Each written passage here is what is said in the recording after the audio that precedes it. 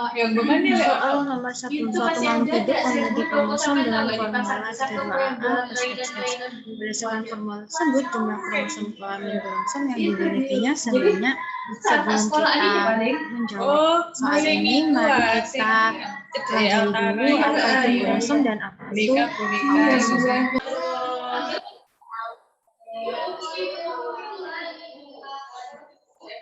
Oke, jadi sel tubuh pada seluruh kromosom pada manusia itu terdiri dari 23 pasang. Sebentar.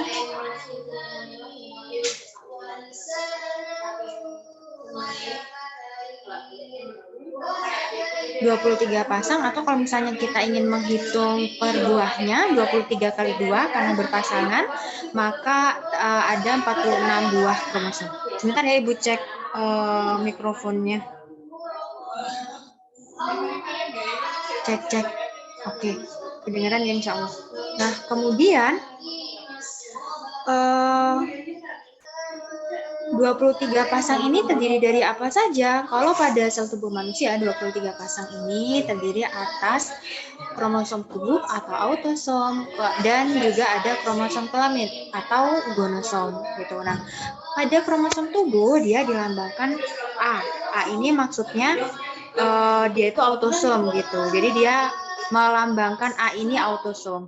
Nah, pada kromosom tubuh, dia itu terdiri atas 22 pasang, atau kalau misalnya kita ingin menjadikan per biji atau per buah ya, tinggal dikalikan 2, yaitu 44 buah.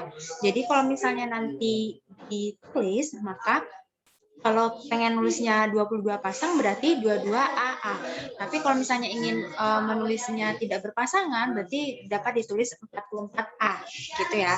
Jadi kalau A sendiri ini maksudnya dia nggak berpasangan, tapi kalau ada A-nya 2 berarti dia berpasangan. Kemudian pada kromosom kelamin, dia itu terdiri dari 1 pasang atau 2 buah.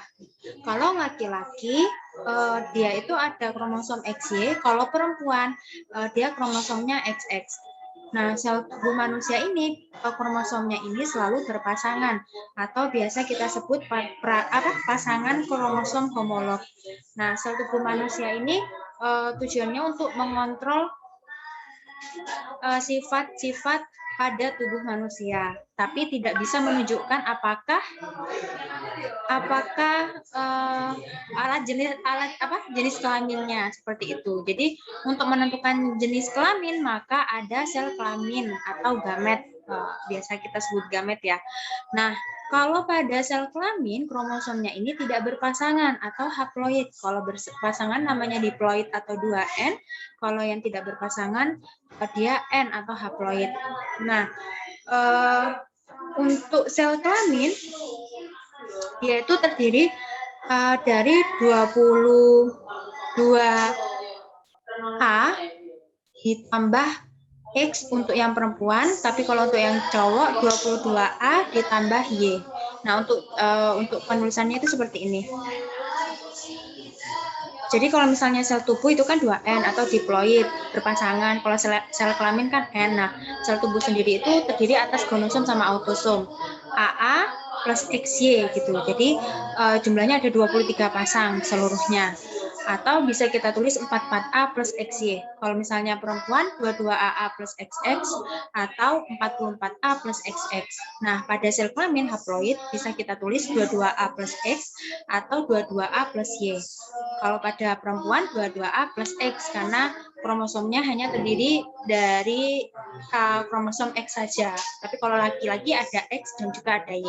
Nah, kemudian soal yang pertama, diketahui bahwa kromosom suatu organisme itu ada 32 AA ditambah XX, berarti total keseluruhannya ada 33 pasang, yaitu 32 AA-nya itu yang autosom dan XX-nya ini yang gonosomnya, seperti itu. Berarti bisa kita tulis ini kebalik ya, yang autosom itu yang ini, yang 32 AA, atau kalau misalnya pengen kita nggak pengen yang berpasangan bisa dikalikan 2, jadi bisa kita tulis 64A. Jadi 32 AA ini 32 berpasangan atau 64A, 64 buah, atau kalau misalnya kita ingin mencari gonosomnya berarti ya tinggal XX-nya ini. Jadi XX-nya ini jumlahnya satu pasang atau 2 buah seperti itu.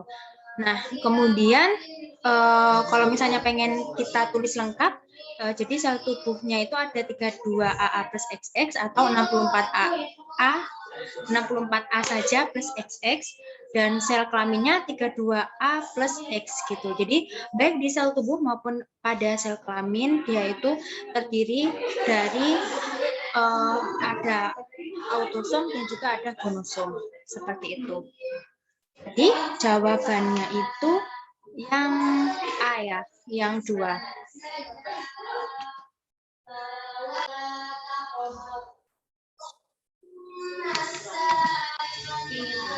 Cek. Oke, sekarang soal yang nomor 2. Seorang petani menyilangkan tanaman tomat berbuah besar, mudah busuk, PP KK, P besar, K kecil dengan tanaman sejenis berbuah kecil tidak mudah busuk. P kecil, K besar, K kecil. Dari hasil persilangan tersebut, dihasilkan tanaman F1 sebanyak 48 tanaman.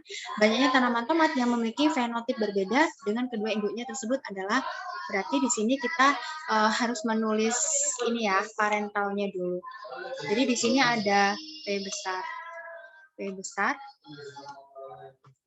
dengan K kecil parentalnya. Kemudian disilangkan dengan P kecil dengan K besar K kecil. Ingat untuk menulisnya itu harus bisa membedakan mana yang besar, mana yang kecil. Kemudian kita tentukan gametnya.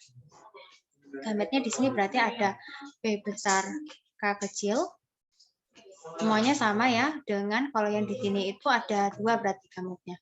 Ada P kecil K besar, P kecil K besar dengan P kecil K kecil. Nah, kemudian kita silangkan ya. Kita bisa menyilangkan seperti ini yang mudah saja karena masih sedikit gametnya. Baru kalau misalnya banyak kita pakai tabel Punnett. Berarti dihasilkan ini ada P besar. Kemudian ini ada P kecil, ada K besar, ada K kecil. Kemudian ada juga P besar, P kecil dengan K kecil, K kecil. Berarti kalau misalnya kita ingin menulisnya yang ini itu dia itu besar dan juga tidak mudah busuk fenotipnya ini. Kemudian kalau yang ini dia itu besar dan juga mudah busuk ya. Nah, kemudian yang ditanyakan apa? Banyaknya tanaman tomat yang memiliki fenotip berbeda dengan kedua induknya. Berarti yang berbeda dengan kedua induknya tanaman yang mana? Tanaman yang berbuah besar dan juga tidak mudah busuk. Berarti yang ini ya,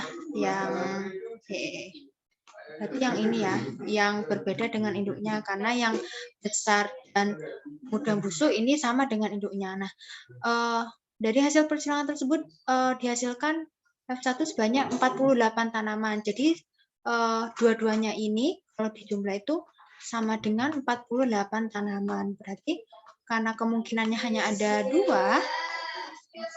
untuk yang tidak sama dengan induknya berarti tinggal 48 bagi 2. Berarti ada 24 tambah 24 gitu. Berarti jawabannya adalah yang C. Gitu ya.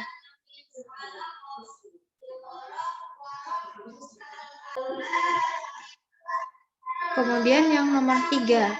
Sepasang suami istri berpenglihatan normal mempunyai seorang anak laki-laki yang menderita buta warna dan 2 orang anak perempuan berpenglihatan normal. Berdasarkan peristiwa tersebut, kemungkinan genotip sepasang suami istri tersebut adalah, coba kita lihat yang pilihan A. A ini genotip ibunya XJB, sedangkan pada orang yang buta warna dia memiliki kromosom CB pada X itu ada di dua-duanya gitu. Jadi kalau misalnya ibunya semuanya ada CB-nya kromosomnya, berarti ibunya itu bukan normal tapi dia mengalami buta warna gitu. Jadi yang A ini tentunya salah ya. Tentu sudah salah. Karena ibunya itu kalau di soal dia itu berpenglihatannya normal, sedangkan yang di sini itu ibunya berpenglihatan buta warna. Kemudian yang kedua, genotip ibu adalah XXCB. Nah, jadi kalau misalnya hanya ada salah satu XCB-nya pada kromosom X di ibu, itu berarti dia itu normal tapi karier. Nah, kalau misalnya genotip ayah adalah XY, jadi kemungkinan jawabannya yang B ya. Kemudian untuk jawaban yang C, ibunya XX, genotip ayahnya XCBY. Nah, kalau misalnya ayah ini dia akan mengalami buta warna ketika ada kromosom XCB. Jadi kalau misalnya ada kromosom XCB-nya, berarti ayahnya ini tidak normal atau suaminya ini tidak normal, tapi mengalami buta warna. Berarti yang C sudah salah. Kemudian kita lihat yang D, genotip ibu adalah XX dan genotip ayahnya adalah XY. Nah, ini juga tidak kemungkinan bisa jadi, tapi masalahnya anak laki-lakinya ini menderita buta warna dan dua orang anak perempuannya ini berpenglihatan normal sehingga genotip ibunya ini atau genotip ibunya ini harusnya dia itu membawa kromosom XCB harusnya. Jadi kalau misalnya kromosomnya hanya XX saja, kemudian disilakan dengan XY, maka semua anaknya akan berpenglihatan normal. Ya, jadi nggak ada yang buta warna gitu. Jadi yang ini salah. Jadi yang benar adalah pilihan yang B gitu ya.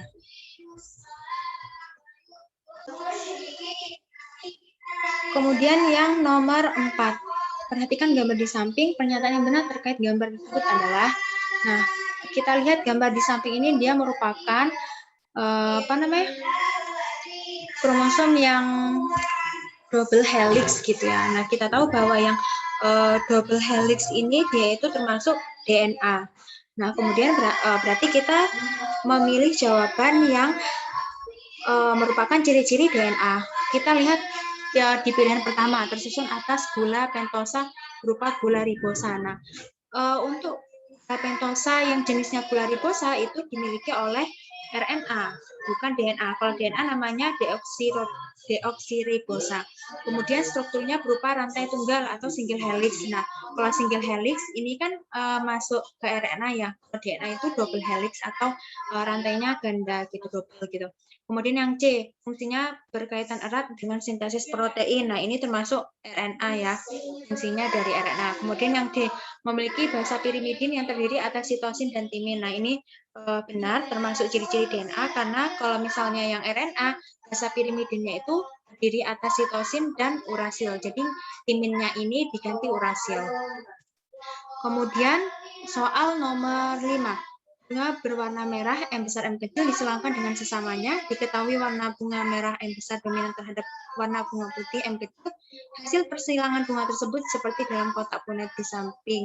Kemudian hasil keturunan F1 yang mempunyai genotip sama dengan kedua induknya terdapat pada kotak. Nah, berarti kita harus tahu genotip induknya. Genotip induknya adalah M besar M kecil. Berarti di sini kita harus memilih genotip keturunannya yang sama seperti ibunya, yaitu M besar M kecil. Kalau kita lihat di angka 1, yaitu terdiri dari M besar M besar. Jadi yang ini disilangkan dengan yang ini, berarti menghasilkan M besar M besar. Kemudian yang di tabel nomor 2, berarti ini M besar disilangkan dengan M kecil, M besar M kecil. Oh, berarti yang nomor 2 benar. Kemudian yang nomor 3, yang atas M besar disilangkan dengan M kecil. Berarti hasilnya M besar M kecil. Oh, berarti 2 dan 3 benar. Nah, kemudian yang keempat, M kecil disilangkan dengan M kecil. Jadi hasilnya M kecil M kecil. Nah, berarti salah. Berarti 1 dan 4 salah, yang benar 2 dan 3. Berarti jawabannya adalah yang C. Seperti itu.